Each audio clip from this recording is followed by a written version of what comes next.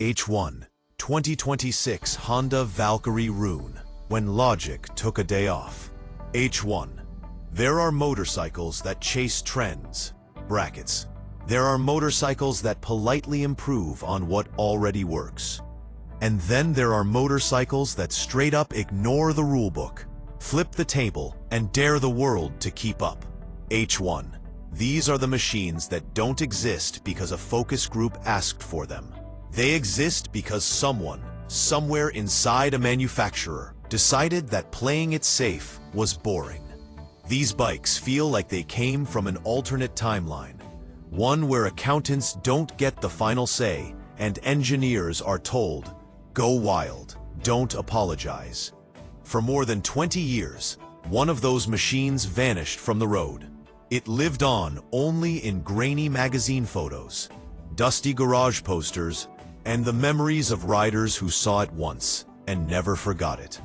It was too long, too heavy, too dramatic, too excessive to fit into any category that made sense. And that's exactly why it became legendary.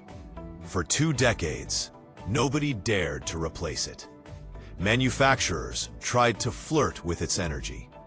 Custom builders chased its soul with one-off creations.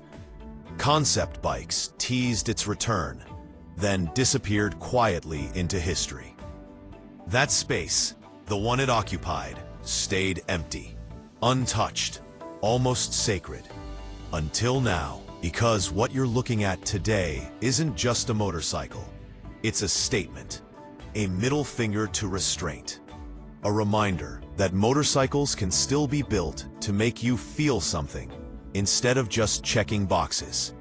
This is the 2026 Honda Valkyrie Rune.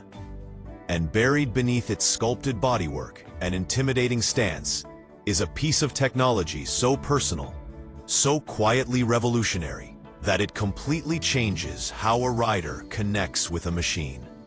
Honda isn't shouting about it. They're letting the right riders discover it on their own. But before we get there, we need to rewind. A legacy that was never asked for permission.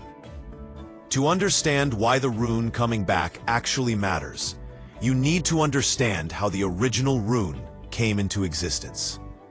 Back in the early 2000s, Honda did something almost unheard of for a global mega manufacturer. Instead of chasing market gaps or copying competitors, they gave their designers and engineers something dangerous: freedom.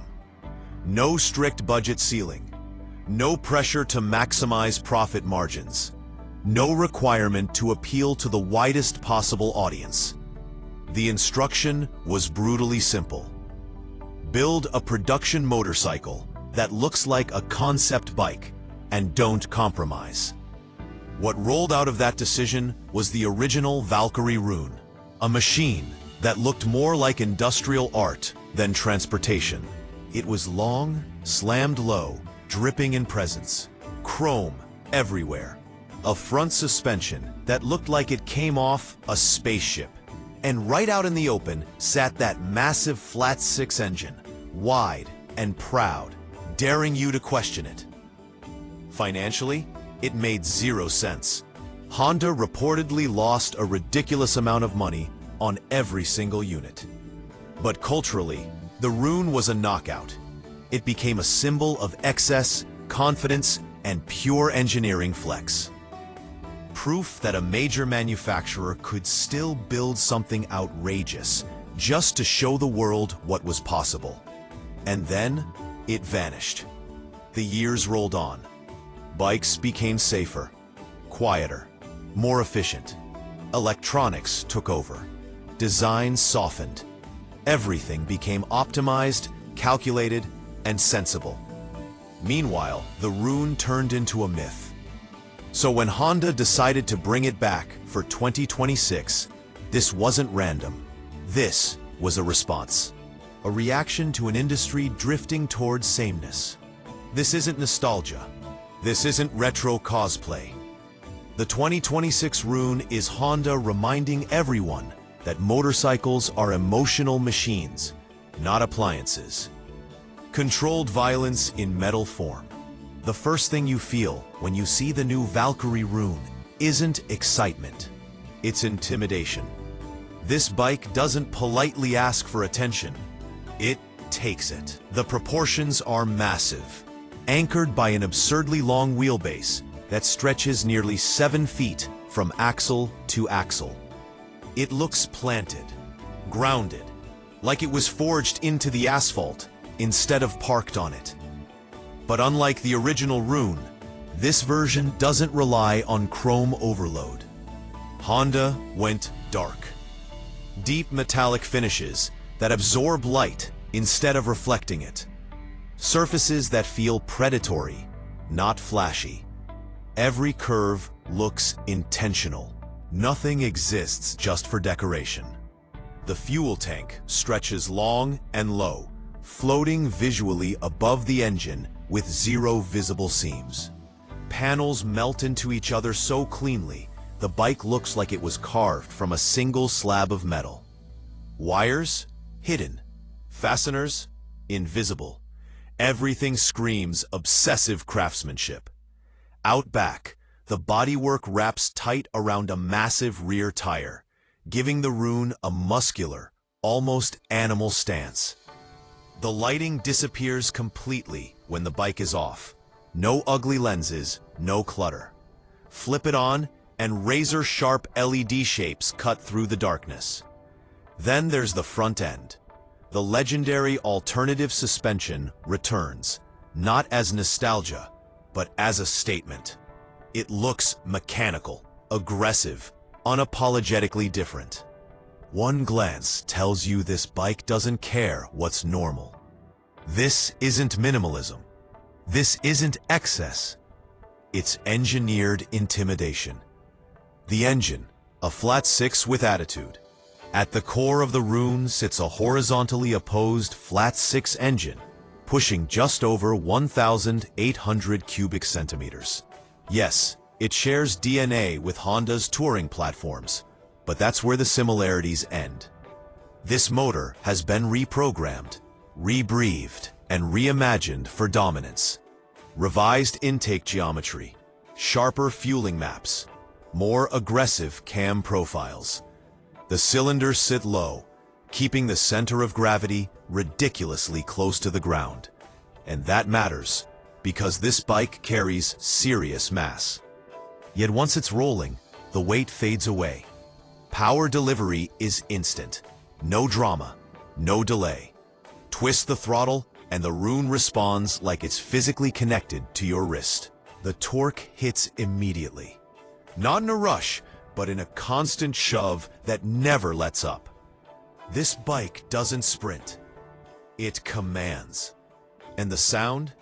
That's where magic happens. At idle, it growls. Deep, mechanical, expensive.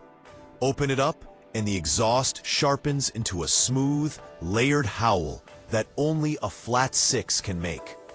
No V-twin can fake it. No inline 4 can replicate it. It sounds like power done right. Transmission. Precision over tradition. Purists might argue, but Honda made the right call. The 2026 Valkyrie Rune comes exclusively with Honda's advanced dual-clutch transmission, and it's been tuned specifically for this bike's personality. Shifts are instant, seamless, ruthless. There's no power interruption, no hesitation, just continuous acceleration that feels mechanical, not digital. Want control? You've got it. Manual paddle inputs deliver crisp gear changes without breaking momentum. No lag, no drama. This transmission doesn't water things down, it sharpens them. Handling, physics negotiated, not ignored. On paper, the Rune shouldn't work. It's long, it's heavy, it ignores traditional geometry. And yet, once moving, it's shockingly composed. That low-mounted engine makes the mass disappear. Steering feels deliberate, predictable. You don't fight the bike, you guide it. The front suspension is the unsung hero here. By separating braking forces from suspension movement, it keeps the front end calm under hard braking. No dive, no panic, just stability. Over rough pavement, the Rune glides. Not numb, refined. You still feel the road, but it never beats you up. That balance between comfort and connection is what turns the Rune from spectacle into a real rider's machine. Tech, smart without being annoying. Honda didn't build the Rune to feel like a smartphone on wheels. The tech is there, but it stays in its lane. The instrument display is a curved, integrated panel that blends into the cockpit. When it's off, it nearly vanishes. When it's on, it's clean, sharp, and distraction-free. Rider aids operate quietly in the background. Traction, stability, braking support. They're present, but never intrusive. Adaptive headlights respond to lean angle, lighting up corners as you carve through them at night. It's subtle, but once you experience it, you won't want to ride without it. Everything feels intentional. Nothing feels forced. The Guardian system, when the bike knows you. Here's where the Rune gets wild. Hidden inside the tank console is a biometric interface that replaces traditional keys entirely. Place your hand on the surface, and the bike recognizes you instantly. But that's just the start. Sensors monitor grip pressure, heart rate, and micro inputs from the rider. The bike doesn't spy, it listens. If it senses elevated stress combined with abrupt control inputs, it adapts. Brakes sharpen. Suspension firms. Systems prepare before the rider even realizes what's happening. This isn't automation. It's partnership. The Rune learns you, adjusts to you, evolves with you. No other cruiser does this. Final verdict: power without apology. The 2026 Honda Valkyrie Rune is not practical. It is not efficient. It is not necessary. And that's exactly why it matters. This bike exists to remind us why motorcycles were never meant to be sensible. Why excess, when done with purpose, can be beautiful. Why engineering should still make people stop and stare. The Rune doesn't chase trends. It ignores them. And for riders who get it, that's everything. Final hook.